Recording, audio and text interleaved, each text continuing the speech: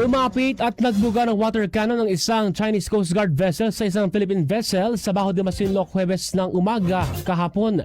Ayon po sa Philippine Coast Guard, mahigit 2 minuto na nagbuga ng water cannon sa BRP Datu Dumangsil ang barko ng China habang sinasagawa ang fuel at food subsidy mission para sa mga mangingisdang Pilipino. Hindi man direktang tumama sa barko at walang nasugatan sa mga tauhan ng PCG at BFAR. Iginit din po ni PCG for West Philippine Sea spokesperson Jay Tarilla na sa itong paglabag sa international regulations for preventing collisions at sea at naglagay ng banta sa buhay ng mga Pilipino. Bukod po dito, nagsagawa rin ng dangerous maneuver ang isa pang barko ng China. Gayunpaman ay tuloy ang pamimigay ng fuel at food packs sa mga mangingisdang Pilipino sa Bajo de Masinloc. Samantala, ayon po sa Chinese Embassy, iginit nilang ang aksyon ng CCG ay naayon sa batas at ang barko ng Pilipinas ang siyang nagbaliwala sa kanilang babala.